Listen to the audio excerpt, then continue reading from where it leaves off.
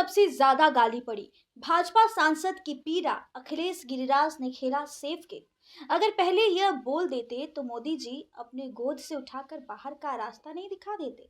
शायद इसीलिए इन्होंने अपना सेफ गेम खेला।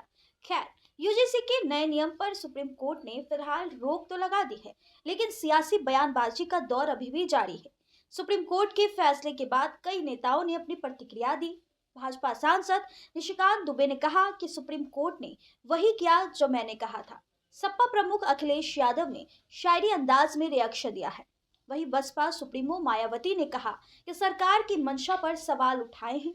भाजपा सांसद निशिकांत दुबे ने कहा, यूजीसी के नए नियम को लेकर मुझे पर अभद्र टिप्पणी की गई। आज सुप्रीम कोर्ट ने वही किया जो मैंने कहा था। पोस्ट पर निशिकांत दुबे ने लिखा कि यूजीसी पर गाली देने वाले सभी ज्ञानी, पिछले 2 दिनों से सांसद जा रहा हूं। किसी राजनीतिक दल के किसी सदस्य ने इस पर चर्चा तक करना मुनासिब नहीं समझा। उल्टा जिस सरकार ने प्रधानमंत्री जी के नेतृत्व में ईडब्ल्यूएस को 10% आरक्षण देकर गरीब की सूद ली, उसी को गाली।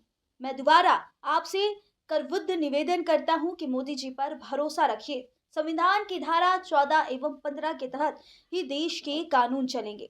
तो वही सपा प्रमुख अखिलेश यादव लिखते हैं कि सच्चा न्याय किसी के साथ अन्याय नहीं होता, माननीय न्यायालय यही सुनिश्चित करता है। अखिलेश ने सोशल मीडिया पर लिखा। बसपा सुप्रीमो मायावती ने भी कहा कि अगर सरकार यूजीसी नियम जारी करने से पहले सभी पक्ष को विश्वास में ले लेती तो ऐसी स्थिति उत्पन्न नहीं होती।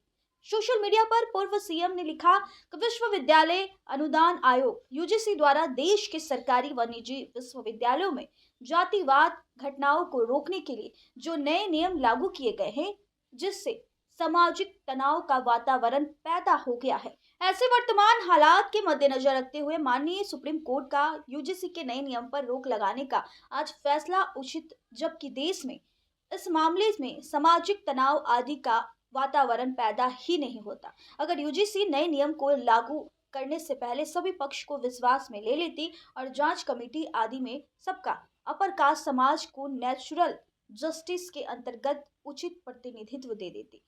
केंद्रीय मंत्री गिरिराज सिंह लिखते हैं, इस फैसले पर मोदी सरकार की पहचान सबका साथ, सबका विकास और तथा एकता के साथ न्याय, संतुलन व संवैधानिक मूल्यों की दृढ़ रक्षा करार दिया है।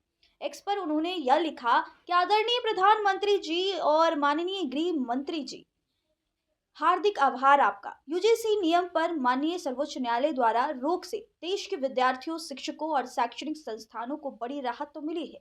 भोजपुरी गायक वही पवन सिंह ने कहा, यूजीसी के विषय पर माननीय सर्वोच्च न्यायालय का आदेश स्वागत योग्य है। हमें विश्वास था कि किसी के साथ अन्याय नहीं होगा। वही अधिवक्ता और याचिकाकर्ता विनय जिंदल ने मेरे द्वारा दायर याचिका पर सर्वोच्च न्यायालय द्वारा यूजीसी नए नियमों पर आज स्टे लगा दिया गया है। बता दें, बीते दिन ही स्टे लगाया है। मुख्य न्यायाधीश ने ये माना कि नए नियमों पर सेक्शन 3C जातिवाद को बढ़ावा देने वाले लगते हैं। अब अगली सुनवाई जो है 19 को रखी गई है और तब तक पुराने 2012 वाले नियम ही लागू होंगे। अब देखिए, ये जितने लोग हैं अपनी पोस्ट कर रहे हैं, चाहे वो गिरिराज सिंह हो, पवन सिंह हो, बीजेपी के बड़े एक लीडर हैं, चाहे ललन सिंह हो। ललन सिंह ने भी पत्रकारों का एक भी सवाल का जवाब नहीं दिया, सीधे इग्नोर करते हुए अपने गाड़ी में बैठते हैं और वहां से निकल जाते हैं।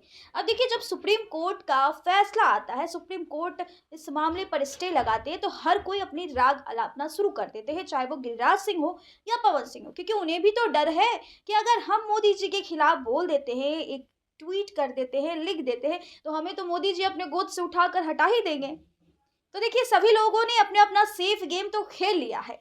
आप क्या सोचते हैं इस पूरे टॉपिक को लेकर, हमें कमेंट में जरूर एक राय दीजिएगा। बने रहे हमारे साथ, तब तक के लिए बहुत बहुत शुक्रिया।